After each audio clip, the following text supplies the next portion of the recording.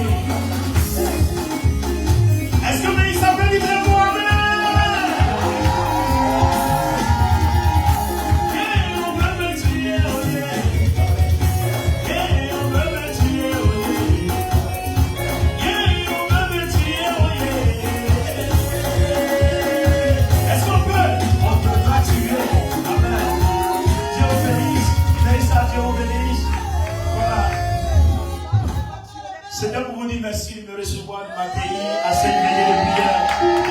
Gloire au Seigneur. Amen. Je voudrais saluer le bishop Tano, saluer la prophétesse Tano et saluer l'église Meissa en ce jour. Amen. En cette veillée de prière, ce vendredi 5 juillet 2024. Merci Seigneur pour ta bonté. Amen. Je voudrais que quelqu'un soit attentif à la parole que nous allons donner et puis aux prières que nous allons faire. Dieu m'envoie ouvrir les yeux d'une personne, Dieu m'envoie ouvrir les yeux de quelqu'un. Certainement, vous savez, tout message que nous prêchons n'est pas pour tout le monde. Amen. Et aujourd'hui, je veux intervenir sur un thème.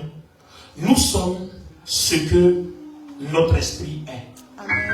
Amen. Nous sommes ce que notre esprit est. Ton amen n'est pas fort. Ton amen n'est pas puissant. Nous sommes ce que notre esprit est. Waouh. Regarde ton voisin, lui, tu es ce que ton esprit est. Amen.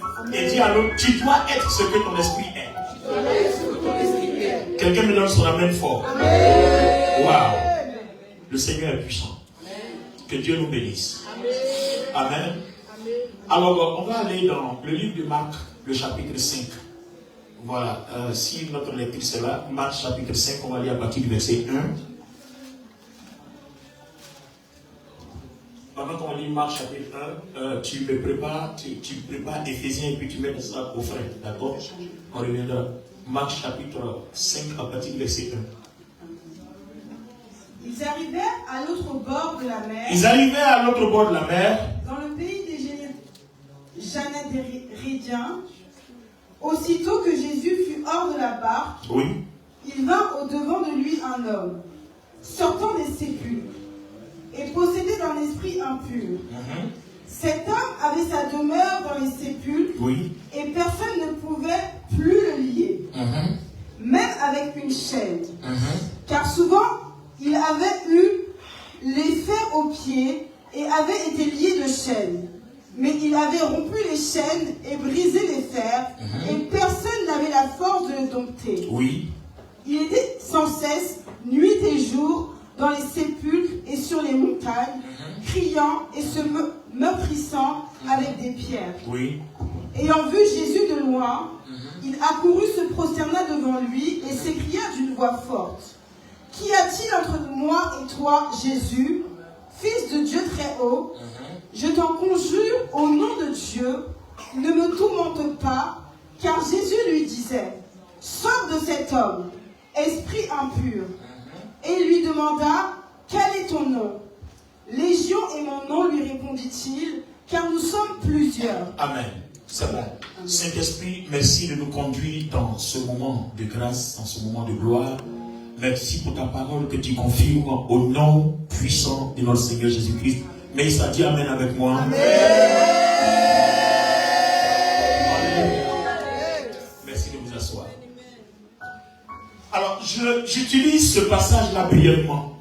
Hein, Bishop? Ce passage-là, je l'utilise brièvement. Marc chapitre 5. Vous voyez, en fait, le Saint-Esprit me fait faire un détour là-bas pour expliquer quelque chose. Regardez un être humain. Ma première question. Est-ce que, en temps normal, là où tu es assis, si on t'a lié de chaînes, est-ce que tu peux les casser par une force physique humaine? Non. Alors, dites-moi, à l'aide de quelle force ou de quelle puissance cet être humain comme toi et moi arrive à casser les chaînes? Des milliers de personnes ne peuvent pas l'arrêter. Lui seul, aucun ne peut l'arrêter. Humainement, tout le monde fuit les sépulcres. Lui, il dort là-bas. Il se lève matin, il n'y a rien.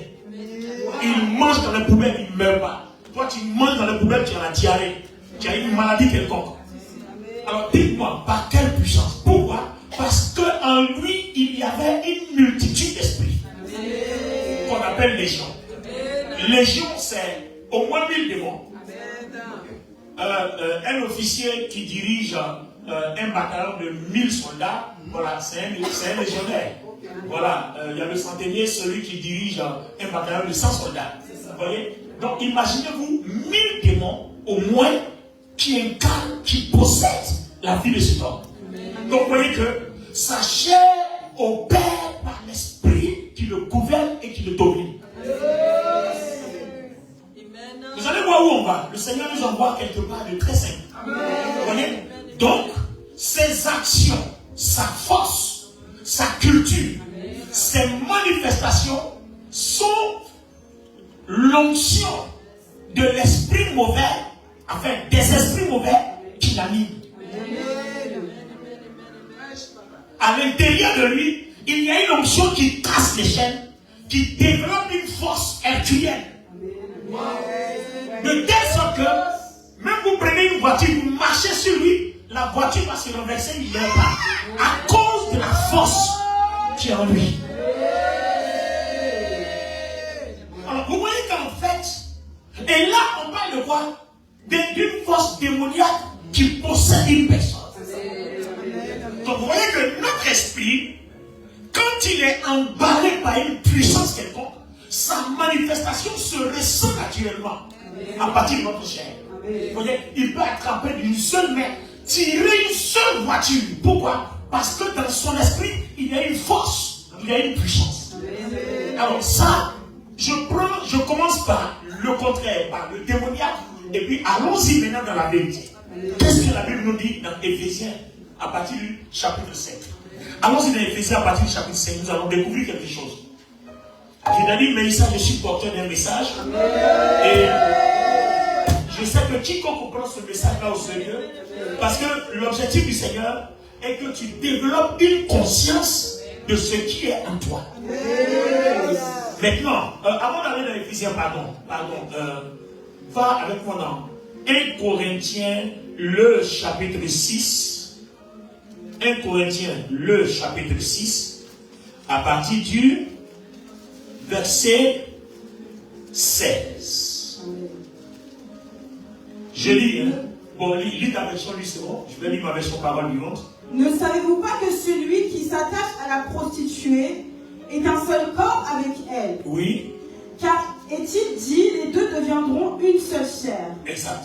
Mais celui qui s'attache au Seigneur est avec lui un seul esprit. Très bien. Regardez bien, le verset 17. Par contre, celui qui s'unit au Seigneur devient spirituellement un avec lui grâce à son esprit. Attends. Peut-être que là vous ne comprenez pas. Ce démoniaque-là, dans Marc chapitre 11, son esprit était attaché à un légionnaire.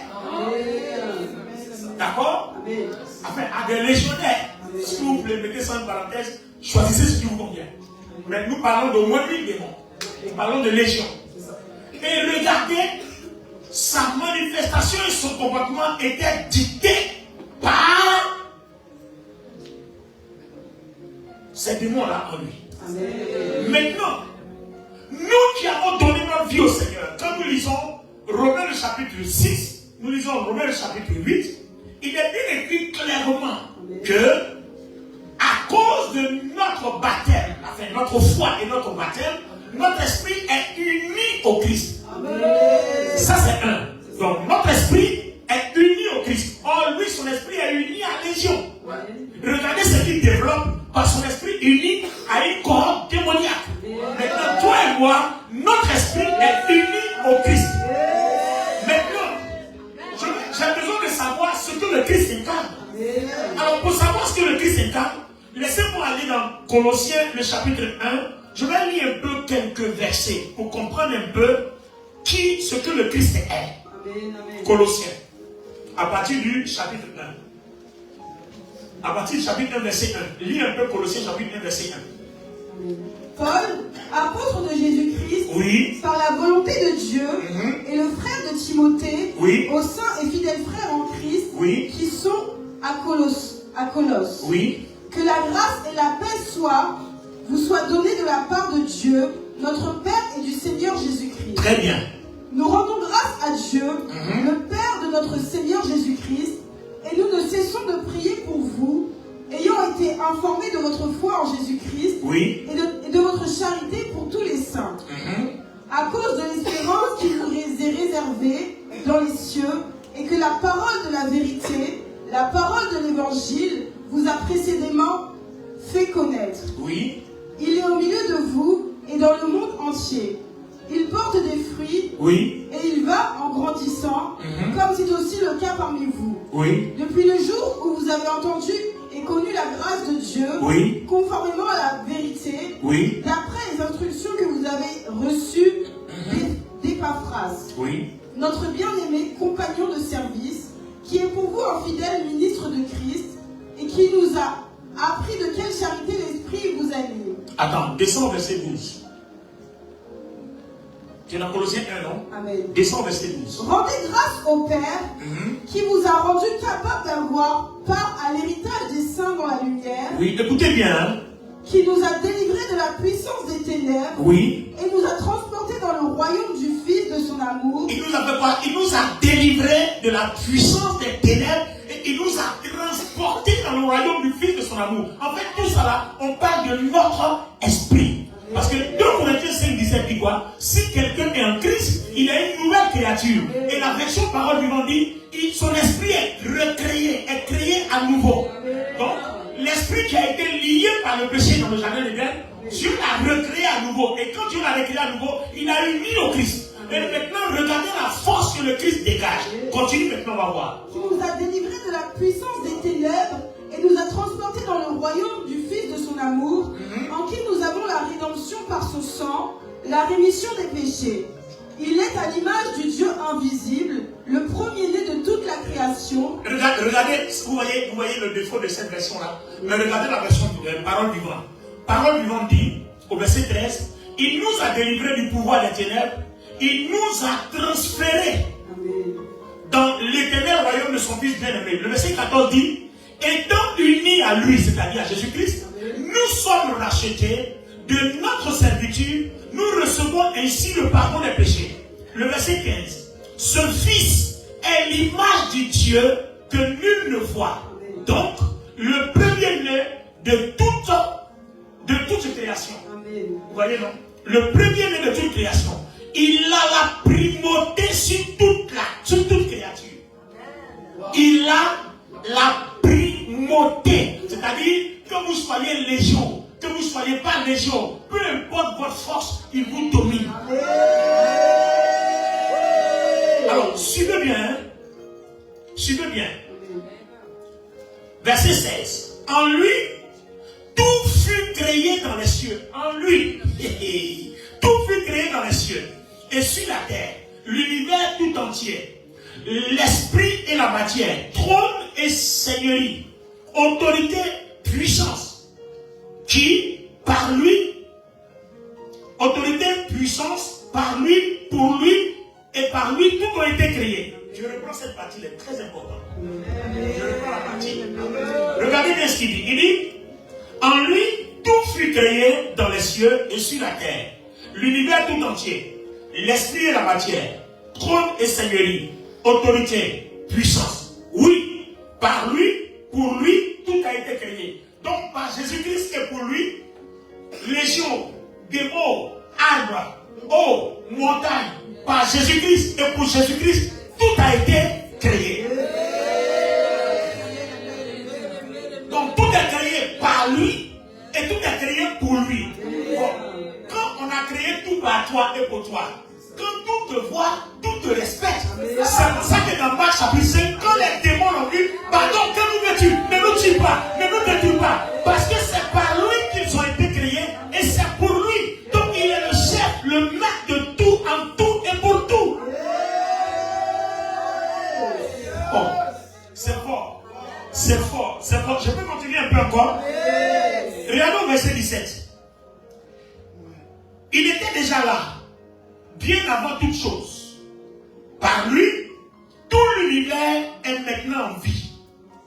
Waouh! L'église, c'est son corps. Lui seul en est la tête. Origine et principe, il est le premier-né ressuscité des morts. C'est en lui que commence une autre humanité. Partout, en toute chose, il est au premier rang. Car Dieu l'a décidé, toute la plénitude doit demeurer en lui. La plénitude de la puissance, la plénitude de la force, la plénitude de la prospérité, la plénitude de la délivrance, la plénitude de la guérison, la plénitude de la vie, tout doit demeurer en lui. Lui seul réconcilie l'univers avec Dieu dans les cieux, sur la terre. Dieu fait régner la paix par le sang que son Fils a versé sur la croix. Alors, Église, moi, quand je lis ce verset avec une oreille attentive, je me vois au-dessus de toute la création. Je le dis sans exagération. Ce homme-là, dans Marc 5, possédé par légion, regardez sa force. Et moi, le chef par lequel sa force légionnaire a été créée, ce chef-là, on dit, moi, mon esprit est uni à lui. Son esprit et mon esprit faisons un. Alors, si son esprit et mon esprit ont fait un, ça veut dire que mon esprit est égal à son esprit. Mon esprit est à l'image de son esprit. Ce que son esprit est, mon esprit l'est. Ce que son esprit a, mon esprit l'a. Bon, ici on ne comprend pas bien. Allons-y, je m'en vais dans d'autres détails. On est dans la Bible, non? Nous sommes dans la parole. Allons-y dans Éphésiens. Allons-y dans Éphésiens, le chapitre 5. On va aller chercher d'autres détails là-bas. Parce que je veux que quelqu'un comprenne ce que tu transportes. D'accord? Pourquoi celui-là, possédé de 1000 démons, il est capable de manifester une telle force, une telle puissance. Et puis nous, qui sommes possédés de Jésus-Christ, nous sommes capables de rien. Pourquoi? Il y a quelque chose qui ne va pas. Bishop, il y a quelque chose qui ne va pas. Attends, toi, un employé t'accompagne, tu fais des merveilles avec l'employé. Même si tu es avec l'employeur. Ah non, vous n'avez pas compris. Attends, toi tu es employé. On vient te trouver dans ton supermarché, tu donnes des emplois aux gens. Et si je trouve l'employeur qui t'a employé, c'est que je suis chef de service. Je ne sais pas si vous comprenez un peu. Gloire à Dieu. Attends, toi tu es un simple employé, tu es capable d'offrir des emplois. Et l'employeur, ça dit celui qui a créé l'emploi, même qui a fait que toi tu travailles là-bas. Si moi je suis lié à lui, imagine, je ne serai pas un simple employé, je serai chef de service. Comme un simple démon créé par le Seigneur est capable de faire des merveilles dans un être humain. Et si le Seigneur lui-même il est en moi. Parce que c'est une vérité biblique. Tant que tu n'en as pas pris conscience, ça va être compliqué pour toi. Qu'est-ce que le Seigneur dit? Nous n'avons pas été scellés par un esprit de timidité ou de peur, mais l'esprit qui agit en nous est un esprit de force et de puissance par lequel nous crions à Abba Père. C'est exactement la même chose que je suis en train de reprendre, mais en d'autres termes. Alors, regardez un peu ce qui va se dire ici. Nous voulons comprendre quelque chose qui ne va pas. Pourquoi est-ce que le Seigneur Jésus-Christ est en nous et puis les choses ne bougent pas? Alors, Éphésiens le chapitre 5, certains détails vont nous permettre de comprendre. Devenez donc les imitateurs de Dieu. Oh bon, c'est trop loin. C'est trop loin. Va au verset, vers le verset 20 là-bas. Amen. C'est trop loin là où tu es là. Rendez continuellement grâce pour toutes choses à Dieu le Père, au nom de notre Seigneur Jésus-Christ. Bon,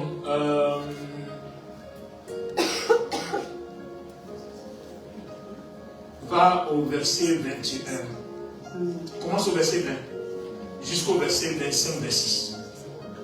Ne vous enivrez pas de vin, c'est de la débauche. Soyez au contraire remplis de l'esprit.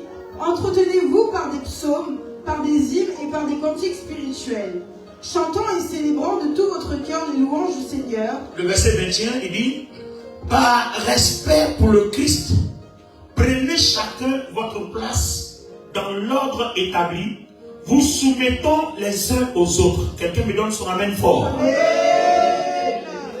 Il dit bien, vous épouses, apprenez à vous soumettre à votre mari et à le servir comme vous le faites pour le Seigneur. Amen. Verset 23, le mari est le chef de la femme, comme le Christ est le chef de l'Église, aussi bien qu'il est le sauveur de son corps, dont il assure la vie. Verset 24, et comme l'Église se tient dans la soumission volontaire au Christ, de même, la femme doit conserver en toutes circonstances cette position vis-à-vis du mari. Verset 25. Pour les maris, cela implique qu'ils portent à leur épouse le même amour que celui dont le Christ a aimé l'Église. Il s'est sacrifié pour elle afin de l'amener à une vie pure et sainte. C'est pour cela qu'il l'a mise à part, consacrée, purifiée, lavée à grandes eaux. En lui donnant sa parole, il a voulu que cette église soit placée à ses côtés comme une fiancée resplendissante de gloire et de beauté, sans une tache, sans une ride, sans aucun défaut, sainte, digne de Dieu et irréprochable. Bien. Écoutez, comment on comprend ce verset? Si vous avez remarqué, la Bible compare ici notre union avec le Christ, notre relation avec le Christ, à la relation qu'un homme a avec sa femme et à la relation qu'une femme a avec son mari. Alors pourquoi? On comprend donc en fait que notre union, notre communion, l'union de notre esprit avec l'esprit de Jésus-Christ est donc une relation d'esprit à esprit. Vous voyez? Une relation d'esprit à esprit. Romains le chapitre 6, à partir du verset 5 dit que notre union dans le Christ là est représentée comme ceci. Dieu nous a pris et puis il nous a incorporés dans le Christ. C'est-à-dire on suppose que vous voyez la pochette qui est là et puis je prends la paire de lunettes qui est moi et puis je l'incorpore dans la pochette, donc je l'ai mis dans le Christ. Est-ce que vous voyez la paire de lunettes encore? Vous ne voyez plus? D'accord. Si on ouvre comme ça, vous allez voir. Mais on ne peut pas ouvrir. Pourquoi? Parce que Éphésiens 1, le verset 13 et 14 disent que le Saint-Esprit a scellé, a barricadé. Ça veut dire que même si Satan réussit à s'introduire dans ton corps, qu'il vient toucher à ton âme, il ne peut pas toucher à ton esprit. Pour que ton esprit conserve la nature de Christ, c'est-à-dire la nature éternelle, la vie éternelle de Christ. Donc vous voyez que ton esprit là est barricadé. Donc le Christ qui habite en toi, il habite en toi avec toute sa plénitude. Imagine-toi que tu es le Christ ici, tu es le chrétien, on te met dans le Christ. Vous voyez que tu es emballé de toute la gloire dont Jésus-Christ est le chef. Est-ce que vous comprenez? Ça veut dire qu'on t'a pris et puis toi tu pries, Seigneur, donne-moi l'onction. Seigneur, donne-moi l'onction. Alors que ton esprit est trempé dans l'onction, est noyé dans l'onction.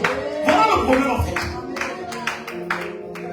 Tu pries, Seigneur, bénis-moi, Seigneur, bénis-moi. Or, la Bible dit quoi? Que Jésus représente toute la bénédiction du royaume. Donc toi, on t'a pris et puis on t'a incorporé dans toute la bénédiction du royaume.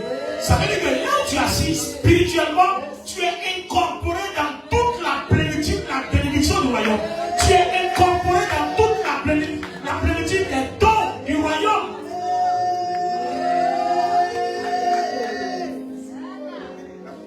Alors,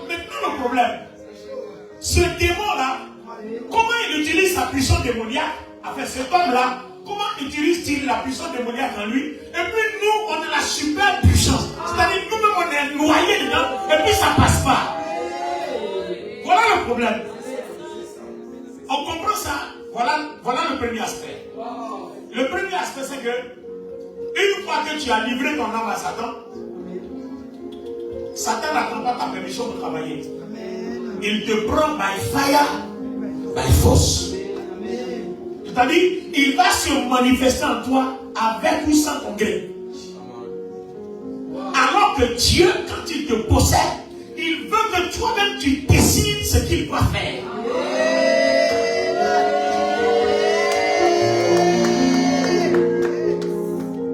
Est-ce que vous comprenez?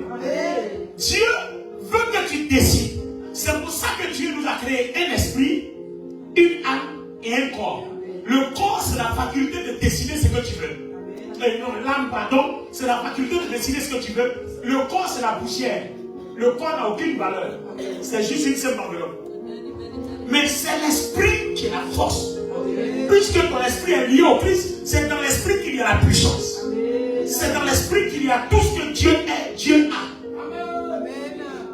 Maintenant, si ton âme veut que ton esprit opère, ton âme doit coopérer avec ton esprit pour qu'il y ait transfert de ce que tu as dans l'esprit à ce que tu as dans le corps. Je reprends la partie. Je reprends la partie. Si vous saisissez ça, c'est fini. Je vous prêche un des meilleurs messages de la Bible qui a transformé ma vie et qui a fait de moi un homme spirituellement fort, solide. Quand vous êtes ignorant, le diable vous manipule. Quand il sait que vous ne savez pas, il vous manipule. Mais quand il sait que vous savez, il s'éloigne. Je vous explique.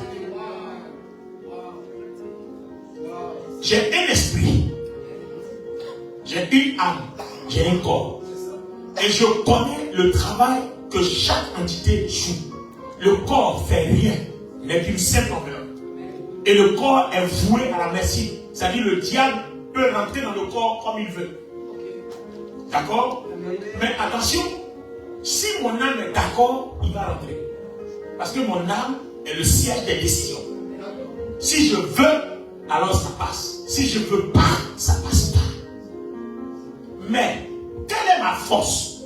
Mon âme doit puiser dans une force pour résister à la pression du diable de ma chair. Mais cette force-là, le Christ l'a investie dans mon esprit. Mais l'esprit, là, c'est une partie de moi. Donc, si c'est une partie de moi, aussi longtemps que je fais appel à cette partie de moi, cette partie-là va opérer. Est-ce que vous comprenez maintenant? Si je lui fais appel, l'esprit va opérer. Mais si je fais appel à la chair, comme la chair est sans force, le diable va opérer par la chair parce que c'est là sa force. D'accord? Et maintenant, regardez bien. Le Seigneur compare l'union, d'accord, de notre esprit avec le Christ comme étant un mariage. Donc ça veut dire qu'on a une relation maritale, spirituellement conjugale avec le Christ. Donc c'est un partenariat. Le Christ et nous sommes partenaires dans l'esprit. Alors si le Christ et nous sommes partenaires, celui qui a compris la relation conjugale d'un homme normal avec sa femme a compris aussi le partenariat entre notre esprit et l'esprit de Christ. On commence à comprendre? Alors, deux personnes, un homme et une femme, on va simuler. Il y a un homme qui est là, où il est? La fiancée est où? La fiancée est Scarlett. Bon, viens la fiancée.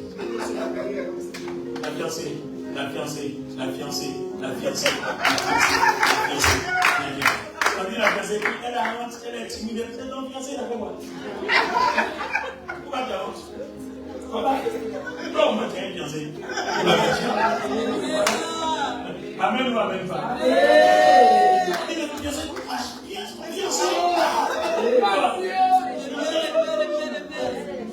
il est content de son problème, il n'est pas content de son problème. Écoutez, vivez vos vies sans vous occuper des autres. Faut vivre la vie parce que l'homme ne va jamais rien dire pour même quand c'est bon, l'homme va trouver quelque chose. Faut vivre ta vie sans te préoccuper de qui dit quoi ou qui dit pas quoi. On s'en fout. Tu comprends? Parce que c'est beau, c'est pas beau. Il faut toujours dire quelque chose de mauvais. Donc, vis ta vie. Si Dieu dit que c'est bon, tant mieux. C'est tout. Alors, regardez bien. Vous voyez? Vous deux. Bon, tout le monde n'est pas comme Ariel. Tout à l'heure, on va dire quand? En septembre. En septembre. Très bien. Bon, on va faire semblant comme si c'était Ariel. Ok? Attrape là. Il dit de faire semblant. Il dit de faire semblant. Fais semblant. Attends, ça dépend de tu as comme si tu la touches pas. Attrape là. Quand vous voyez là, vous touchez, non, attrape là.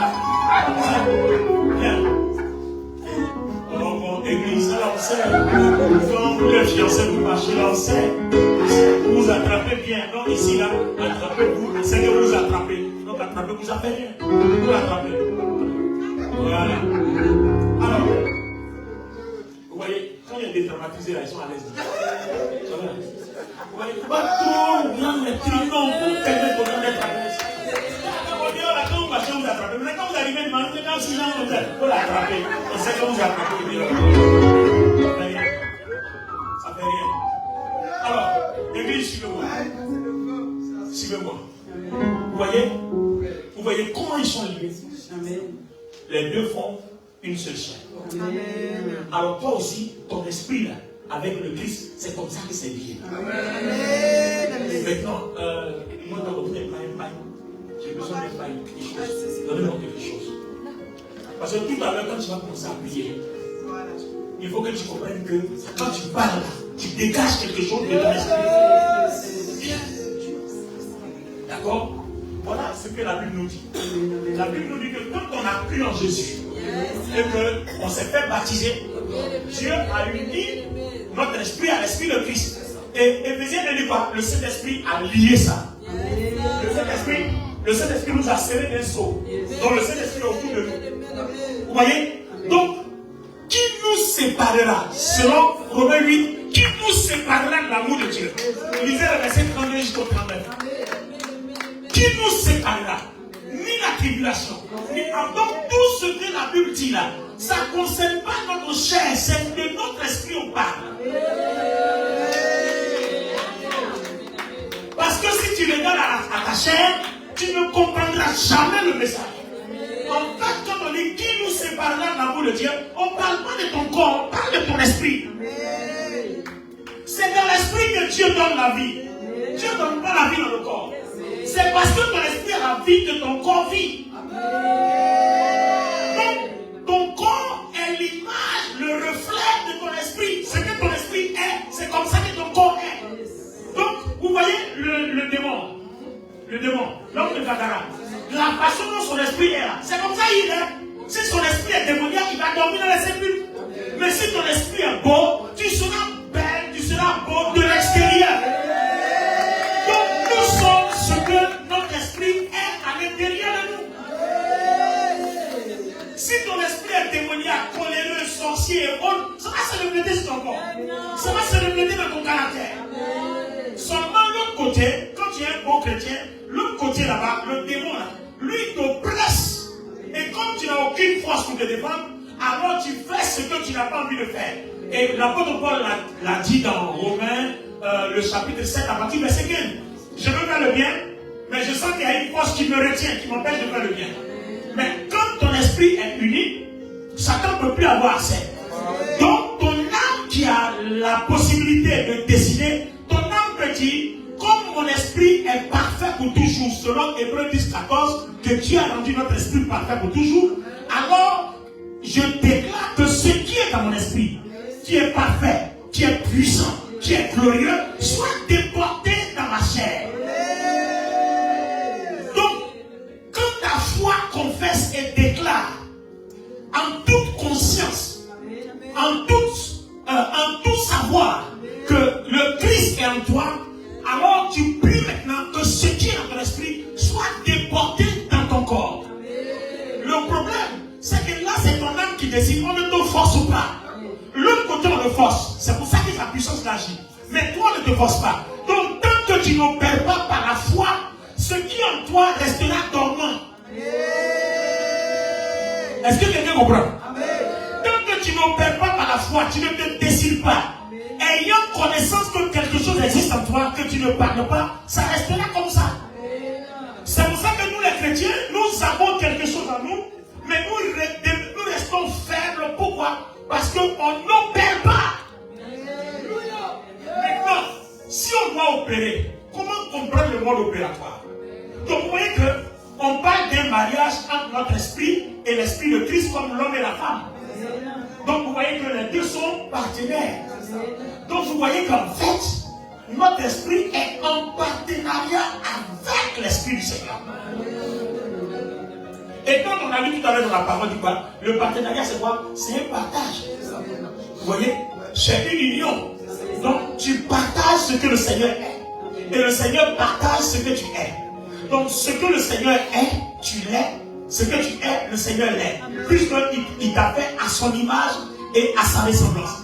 Quand on dit qu'on est créé à l'image et à la ressemblance de Dieu, ce n'est pas ton visage humain, le corps là, non. C'est ton esprit qui en lui parle de ton esprit. Toutes les fois que vous voyez ça dans la Bible, ce n'est pas de votre corps qu'il parle. Le corps il est mort. Le jour où vous allez mourir, ce corps ne va pas au ciel. Ça va rester ici. On parle de ton esprit. C'est ton esprit qui a créé à l'image et à la ressemblance de Dieu. Ce n'est pas ta chair. Ce n'est pas ton visage humain que je vois. Est-ce que vous comprenez? C'est pour ça que beaucoup ne comprennent pas, parce que beaucoup pensent qu'on parle de notre visage humain. Non, on parle de l'esprit qui est en toi. Le visage de l'esprit qui est en toi, c'est lui qui est créé à l'image et à la ressemblance de Dieu. Mais ça donne moi ton amène bien. Donc, regardez le partenariat. Notre problème, c'est que nous gérons mal le partenariat avec le Seigneur. Attends, vous deux vous êtes à la maison, non? Le jour où vous allez vous marier, et puis il quitte au travail, il vient. La chambre est sale, le salon est sale, la cuisine est sale, tout est sale. Mon ami, dis-moi, quelle sera ta réaction? Non, sois honnête, hein, quelle sera ta réaction? Oh, tu vois? Mal réagi. Bon, pas forcément mal réagi, mais est-ce que tu es content? Non. Non, tu vas d'abord dire, écoute chérie, franchement, pendant les fiançailles, n'est-ce pas ce que tu m'as dit? Je te connais tout le temps propre, mais là, ici, là. Donc, arrange ça. On ne crie pas comme ça d'abord. Donc, comment tu fais là? Mal réagi. On ne dit pas mal premièrement. Tu as parlé une fois. Quand tu vas revenir après ça, là, tu as parlé 2 fois. Pas jusqu'à 7 fois. Et puis lui qui envoie dire, ramassez-moi ça. Voilà, même tu commences à mal réagir. Non, tu vas vous on commence à parler. Quand ça va pas là, on emploie d'autres manières pour imposer. Voilà. D'accord? Amen. Donc tu vois que déjà tu gères mal la relation. La relation est mal gérée. Tu es à l'image de quelqu'un. Donc ce que tu fais là, ça doit lui plaire. Donc quand on marche en partenaire, on apporte et le partenaire apporte. Pourquoi Éphésiens dit, femme, soyez soumis, puis homme, aimé. Donc il y a ce que toi tu apportes et il y a ce que lui il apporte. Le problème, c'est que Christ, lui, il est déjà parfait. Il t'a déjà aimé. Il t'a déjà tout donné. Il est déjà payé. Maintenant, c'est toi qui dois jouer ton rôle d'épouse. Donc, ton esprit dans le Christ est épouse et le Christ est l'époux. Donc, ton rôle de soumission, là, ton engagement envers lui, c'est de faire de telle sorte que lui, il soit content. Qu'est-ce que toi tu vas faire pour que lui soit content? Aller partout, faire de toutes les nations les disciples. Lui, il a une vision. Donc, l'église, là, c'est elle qui va partout. Donc, qu'est-ce que tu peux faire pour que l'église aille partout? D'abord, dans l'église, il faut que je joue un rôle dans un département. Quand tu fais ça, l'époux te regarde, puis il est content. Quand il dit chérie, et puis il tape, tu vois, il est content. Ça fait 1. Quand on dit, il n'y a pas d'argent dans l'église, tu le gardes. Je n'ai pas beaucoup, mais il en a un peu. Tu prends dans ton peu, là, tu lèves un peu, tu vois. Tu vois, tu es en train de servir. Parce que moi, dans ma parole vivante, il dit quoi? Il dit servez. servez. Attends, je vais lire la partie. Je préfère lire.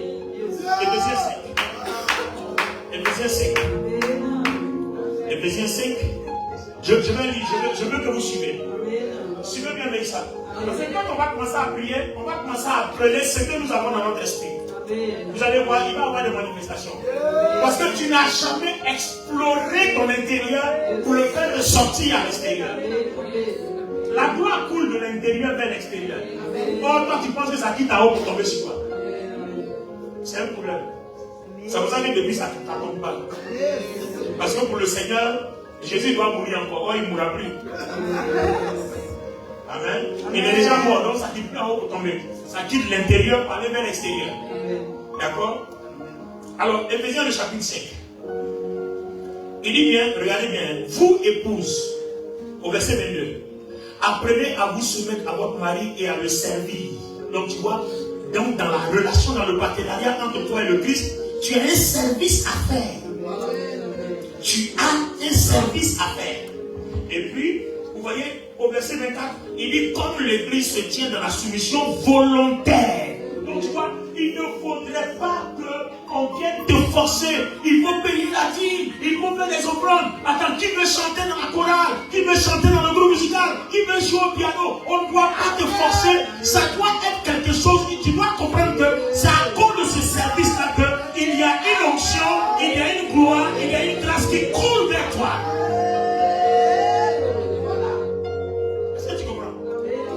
C'est à cause de ce service volontaire que l'onction qui est ici là coule vers toi. N'a-t-il pas dit que tout arbre qui ne produit pas du bon fruit en coupe au jet de feu? Donc, ton service permet au Seigneur de s'étendre vers toi. Or, ce service-là, c'est dans ton âme que tu décides.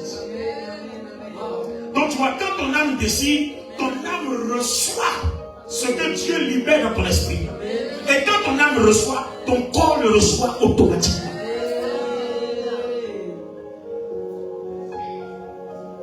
Donc vous comprenez pourquoi nous les chrétiens, on ne peut pas manifester cette puissance-là que l'homme de Gadara qui est rempli de démons manifeste, puisque lui il est forcé. Or nous on n'est pas forcé. Nous on vous demande que ce soit volontaire. Servir volontairement. Donc tu peux dire, bon, on dit là, je ne veux pas. Dimanche matin, tu te lèves, tu dis, bon, écoutez, je suis même fatigué, je ne vais pas à l'église, je ne vais pas aller à l'église de famille. Donc tu vois, volontairement.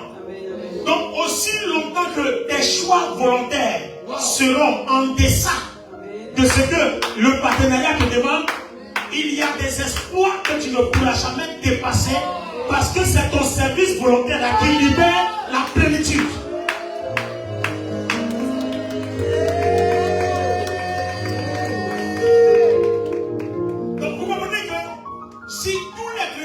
Comprendre le principe que je suis en train d'analyser et développer par le Saint-Esprit, quelqu'un même va marcher comme ça, l'onction même t'accompagne. Tu n'as même pas besoin de dire, Saint-Esprit, viens avec moi. Le Saint-Esprit, il est avec toi. Pourquoi?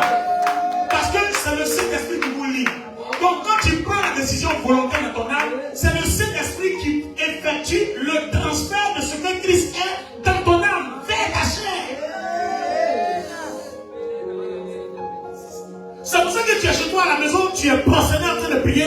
La gloire de Dieu descend déjà avant même que, vous voyez, ne regarde pas au ciel, ça ne vient pas du ciel. Il y a une relation de ton esprit et l'esprit de Christ, ça est à l'intérieur de toi. Et c'est ton service qui fait couler la grâce. C'est ton service qui fait couler cette gloire. C'est ton service qui fait couler cette onction. C'est de l'intérieur vers l'extérieur. Je dis c'est de l'intérieur vers l'extérieur. Et ça, je dis c'est de ton intérieur vers l'extérieur.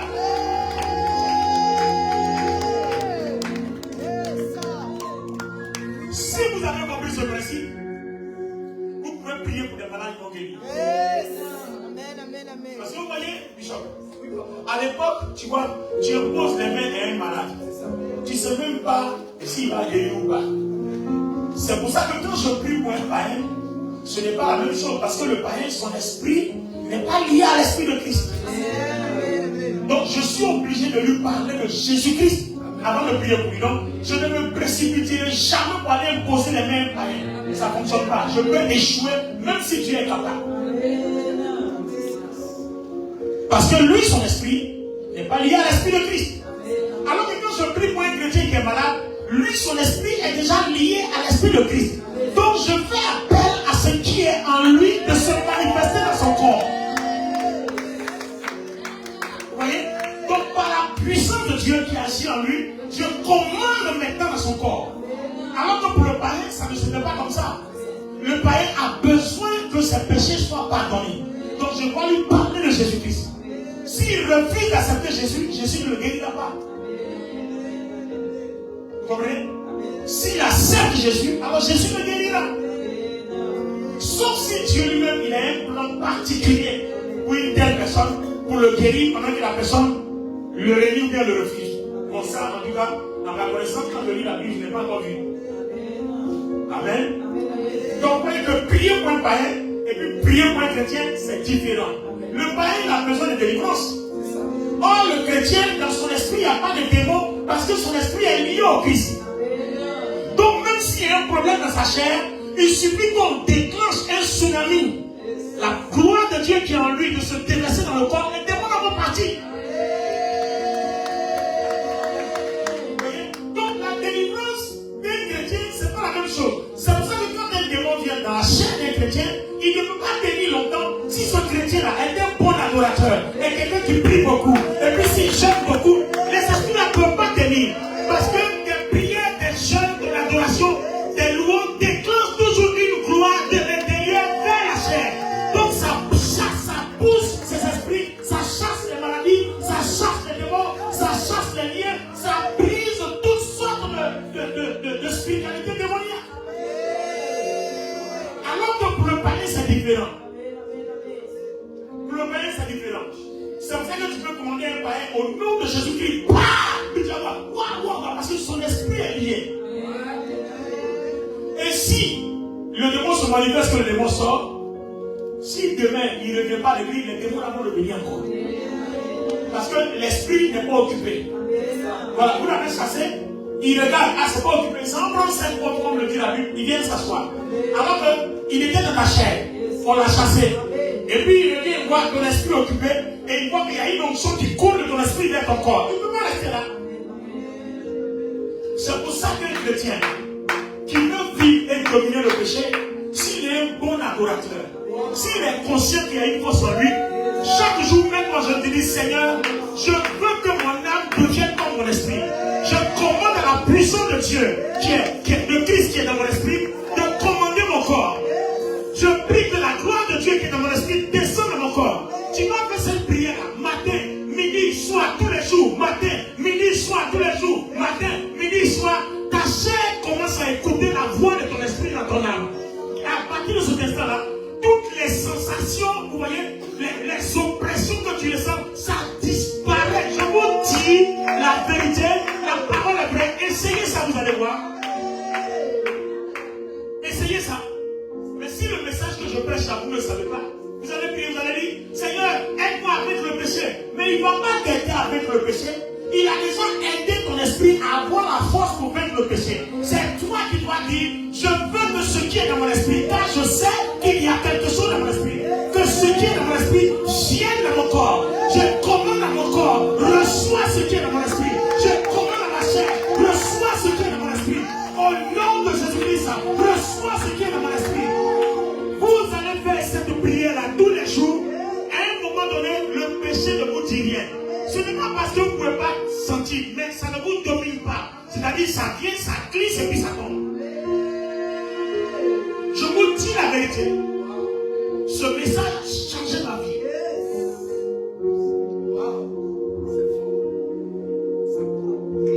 Si vous ne savez pas ce message des choses de le péché, Satan fera de vous des esclaves.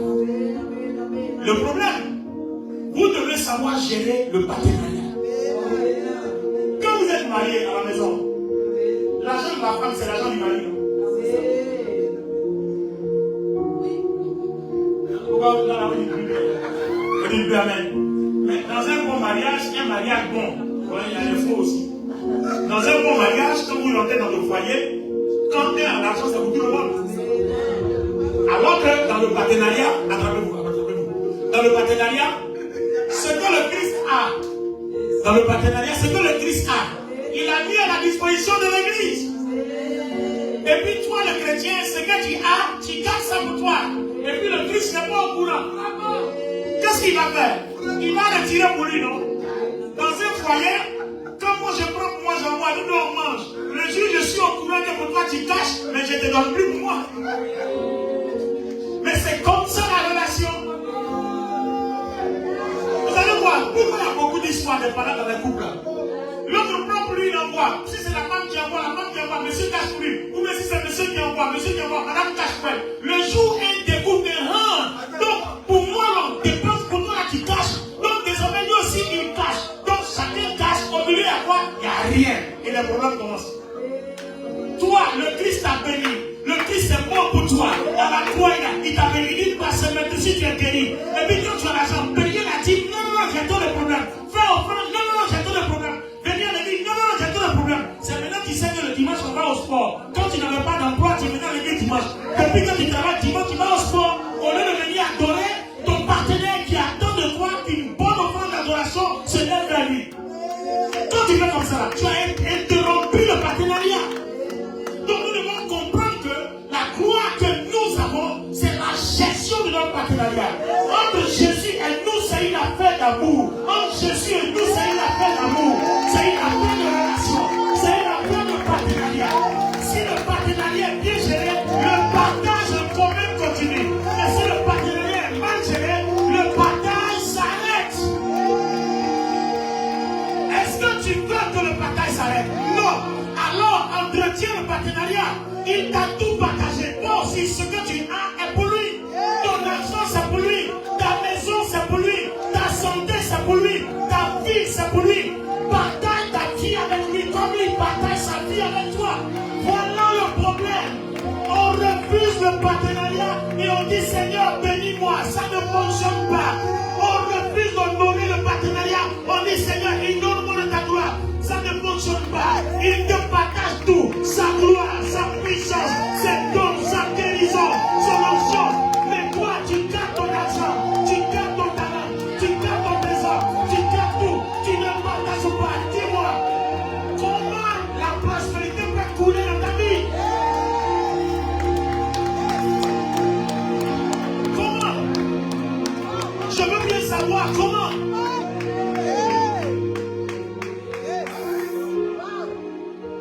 Ce soir, la mentalité de quelqu'un doit changer. Les amis, depuis que j'ai compris le partenariat, je vous assure, ma vie ne manque pas d'onction. Ma vie ne manque pas d'onction. Si j'ai prié pour toi, tu es malade, tu seras guéri. Peu importe ce qui arrive. À moins que Dieu ait décidé autrement. Ça, c'est lui qui décide. Mais sinon, si Dieu n'a pas décidé de te rappeler à lui, tu es malade, je prie pour toi, tu vas guérir. Depuis que le Seigneur a ouvert les cieux sur ce message, il n'y a pas quelqu'un pour lequel j'ai prié et puis ça n'a pas marché. Sauf si Dieu a un autre plan. Mais sinon, si c'est ton corps qui est malade, au nom de Jésus-Christ, tu seras guéri. Il n'y a rien à faire. Parce que je sais comment fonctionne le partenariat. Je sais comment ça fonctionne. Je sais que mon argent n'est pas pour moi seul. Quand tu es dans le foyer, ton argent c'est pour ton mari ou toi. Ton argent c'est pour ta femme et toi. Donc mon argent n'est pas pour moi seul. Ma santé, il me donne la santé pour que je puisse le servir. Il me donne l'argent pour que je manque de rien pour pouvoir le servir. Il me donne la vie pour que je manque de rien pour pouvoir le servir. Il me libère des œuvres démoniaques pour que je sois sous son contrôle, pas sous mon contrôle à moi. Mais malgré qu'il fait tout ça, moi maintenant je garde tout pour moi seul. Alors j'interromps le partenariat et c'est là que le problème commence et c'est là que Satan trouve une porte pour s'introduire dans notre vie. Lève-toi dans le partenariat. Lève-toi dans le partenariat. Honore le partenariat avec Christ. Honore ta part. Nous sommes avec Christ dans une relation de partage. Nous sommes avec le Seigneur dans une relation d'échange. Il me donne, je lui donne. Ce qui est à moi est à lui. Ce qui est à lui est à moi. Quand j'appelle par la foi, il me donne. Quand lui aussi, son église est dans le besoin, je donne. Quand le ministère est dans le besoin, je donne. Parce que l'église, c'est pour le Christ. Le ministère, c'est pour le Christ. L'église n'est pas pour Bishop Tano, n'est pas pour Maman résurrection du Christ. Donc quand tu es mort ici, ce n'est pas pour un homme, c'est pour le Christ. Il faut que tu comprennes que ça fonctionne comme ça. Tiens pas les bouts, tiens pas les bouts. Toi, t'as les bouts, nous voulons prier. Lève les mains. Come on. Laissez-nous s'asseoir. Come on. Oh, Sarah. Alléluia. Come on. Wow. Wow. Je veux prier pour quelqu'un ce soir. Je veux prier pour quelqu'un ce soir. Kabarababo Shataka. Les Katarababa Seketene. Les Brossi Kamayandoro Shataka. Lève-les mains parce que la présence de Dieu est au milieu de nous. La gloire de Dieu est au milieu de nous. Il y a une onction, il y a quelque chose ici. La guérison est déjà en toi. L'onction est déjà en toi. La puissance de Dieu est déjà en toi. Les brocatatata. Laisse-la se manifester. Laisse-la se manifester. Laisse-la se manifester. Karamamo shakatalaba. Karamamo, tu vois, tu ressens déjà ce qui est en toi. Prends-la. Tu vois, tu ressens déjà ce qui est en toi. Il est en toi. Tu ressens déjà. Elle, tu ressens déjà. Il y a quelque chose en nous. Permettez à Dieu de faire sortir ce qui est en nous. Vous voyez, la guérison. Vous voyez, tu cherches la guérison. Tout dans toi. La puissance de Dieu. L'onction est communiquée à l'onction. Laisse-le mon château. L'onction communique l'onction. Quand vous avez l'onction en vous, le même esprit de Christ qui est en vous communique avec le même esprit de Christ qui est dans quelqu'un. Vous voyez, l'onction qui est en moi est communiquée à l'onction qui est en elle. C'est pour ça que quand je la touche, il y a quelque chose. Vous voyez, il y a une masse, il y a une rencontre. Il y a quelque chose, vous voyez, il y a quelque chose. Il y a une rencontre, il y a une masse. L'onction est communiquée à l'onction. La puissance est communiquée à la puissance. Et quelque chose se produit quand les deux se rencontrent. Il s'agit de la puissance de Dieu. Il s'agit de la puissance de Dieu. Il s'agit de la puissance de Dieu. Tous ceux qui veulent expérimenter cette onction, venez devant. Tous ceux qui veulent expérimenter cette onction, venez. Tu veux expérimenter cette onction. On veut réveiller l'esprit qui est en toi. L'apôtre Paul dit, si vous imposez la main, on veut réveiller l'esprit qui est en toi. On veut réveiller l'esprit qui est en toi. Les brosataka. Makaskiniana. On veut réveiller l'esprit qui est en toi. Kalaraboshata. Yes, Lord.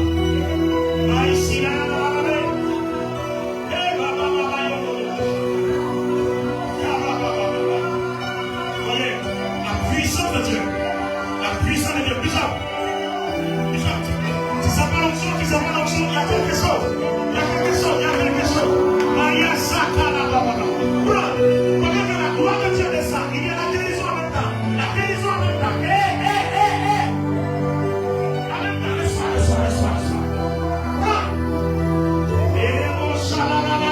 Yes, Lord. Maya Sekemo. Yes, Lord. S'il y a une maladie dans votre corps par la puissance de Dieu, le mal disparaît. Yes, Lord, merci Seigneur. Elle est là. Yes, Lord. S'il y a une maladie dans le corps de quelqu'un, la maladie disparaît. Le Saint-Esprit à l'œuvre. Oh, regarde comme elle a inondé la gloire de Dieu. Yes, Lord, merci Seigneur. Oh, Sarayaka. Elle est là. Les maladies sortent des corps. Je commande à toute maladie, à toute douleur, peu importe le nom, vous libérez les corps. Au nom de Jésus-Christ, je parle à ta chair, je parle à tes organes vitaux, toute maladie, toute douleur, peu importe le nom, sortez les corps.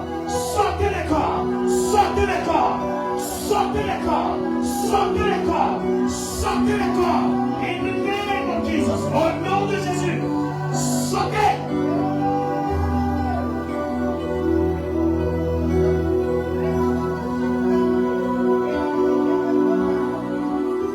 Le Seigneur opère. C'est de l'intérieur vers l'extérieur. le Saint-Esprit opère. C'est de l'intérieur vers l'extérieur. À l'intérieur de toi, il y a le Christ. Et c'est pas seulement dessus que nous sommes guéris. C'est pas seulement dessus que nous sommes guéris. À l'intérieur, il y a le Christ. C'est pas seulement dessus que nous sommes guéris. Recevez maintenant. Recevez maintenant. Recevez votre miracle. Recevez votre miracle. Tu n'arrives pas à trouver l'emploi. Reçois ta délivrance. Reçois ta délivrance. Ton prochain rendez-vous d'emploi sera le meilleur. Reçois ta délivrance. Au nom puissant de Jésus. Le prochain rendez-vous d'emploi sera le meilleur. Reçois ta délivrance.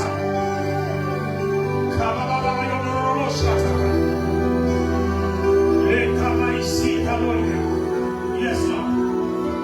Yes, Lord. Merci, Seigneur. Merci, Seigneur. Merci, Seigneur. Amen. Amen. Je parle sur la vie de chacun de vous. Peu importe ce qui manque à ta vie, le Saint-Esprit le scelle à ton âme maintenant. Au nom du Seigneur Jésus-Christ, le Saint-Esprit scelle à ton âme ce qui manque à ta vie. Car le Seigneur Jésus-Christ, dans le partenariat avec nous, avec son Église, a déjà pourvu à toi. Ce qui manque à ta vie, le Saint-Esprit le scelle à ton âme. Travail, enfant, mariage. Tu travailles et tu vas acheter une maison. J'entends la voix de mon esprit. Va, le Seigneur t'a ouvert la porte. Va, le Seigneur t'a ouvert la porte. Appelle ton banquier, prends le rendez-vous avec lui. Va, le Seigneur t'a ouvert la porte. Je dis, va, il t'a ouvert la porte. Il ne pourra pas te dire non. Parce que c'est l'œuvre du Seigneur. Merci Seigneur pour ta grâce. Merci Seigneur pour ta grâce. Merci Seigneur pour ta grâce. Allez-y à vos places au fur et à mesure. Merci Seigneur pour ta grâce. Merci Seigneur pour ta grâce. Merci Seigneur. Merci pour ta grâce. Merci Seigneur pour ta grâce. Merci Seigneur. Merci Seigneur pour ta grâce. Vous allez à vos places au fur et à mesure. Merci Seigneur pour ta grâce. Merci Seigneur. Merci Seigneur pour ta grâce. Thank you Lord. Merci Seigneur pour ta grâce. Thank you Lord. Merci Seigneur. Merci Seigneur. Merci Seigneur pour ta grâce. Merci Seigneur. Merci Seigneur pour ta grâce. Thank you Lord. Merci Seigneur pour ta grâce. Merci Seigneur pour ta grâce. Alléluia. Merci Seigneur. Wow. Wow.